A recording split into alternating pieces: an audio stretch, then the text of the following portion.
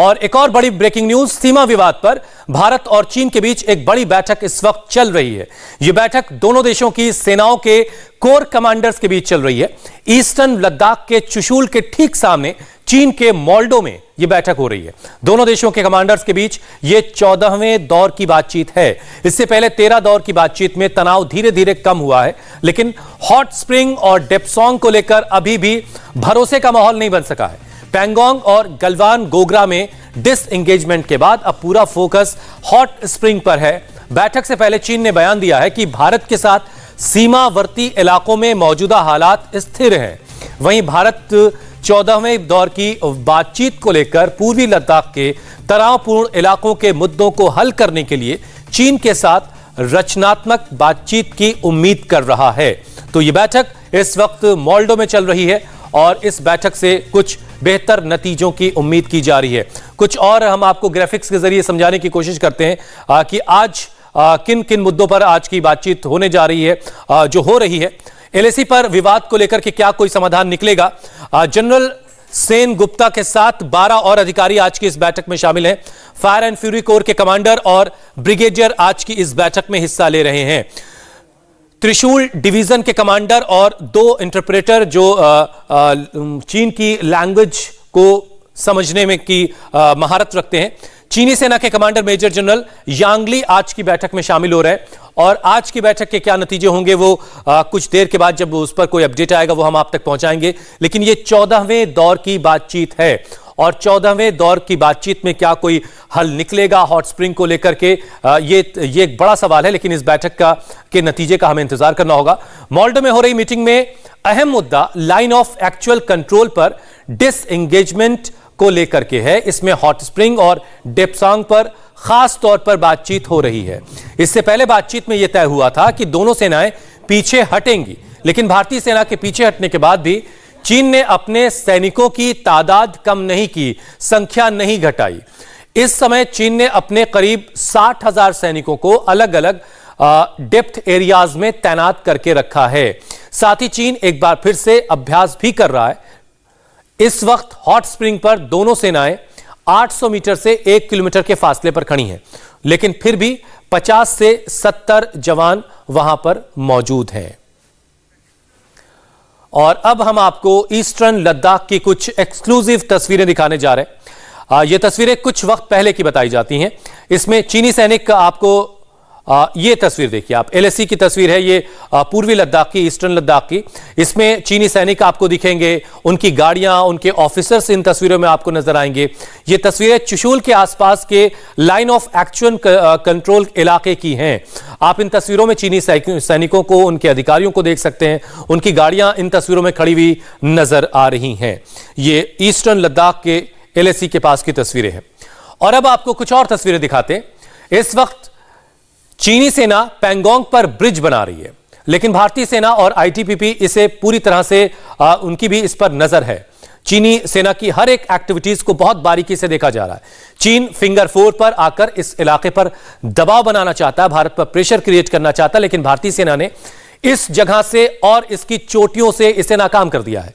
हम आपको डैमचौक की एक्सक्लूसिव तस्वीरें इस वक्त दिखा रहे हैं, ये जो अब आपके सामने है। दरअसल चीन की असली परेशानी की वजह लद्दाख समेत 3,488 किलोमीटर की लंबी लाइन ऑफ एक्चुअल कंट्रोल में भारत का जो इंफ्रास्ट्रक्चर डेवलपमेंट का काम है वो है चीन की परेशानी की वजह।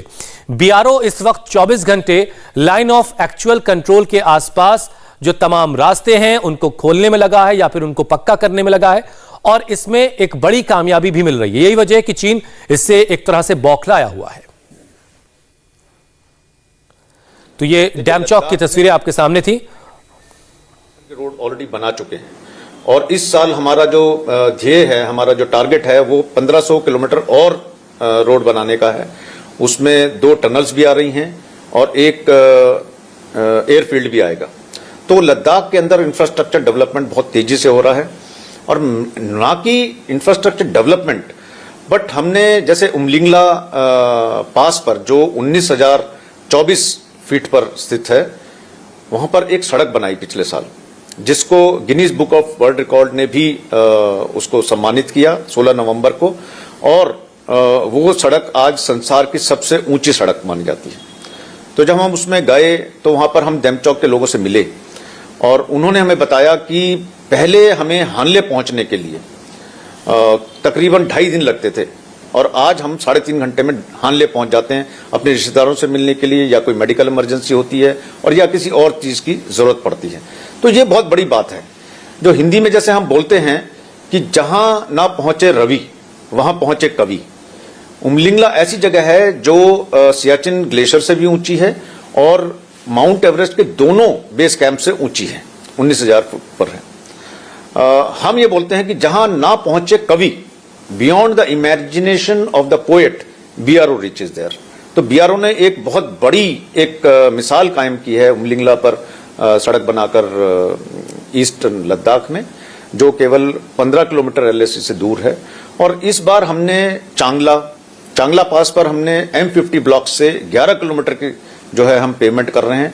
जो सड़क जब हम स्नो क्लियरेंस करते हैं तो उसका ऊपरी क्रस्ट जो है डिस्ट्रॉय नष्ट हो जाता है, तो उसको बचाव करने के लिए हमने M50 ब्लॉक्स जिसमें कोई भी क्षति नहीं होगी और लगातार हम अच्छे से मेंटेन कर पाएंगे। तो चांगला को भी हमने खोल के रखा है, खरदुंगला को खोल के रख रहे हैं।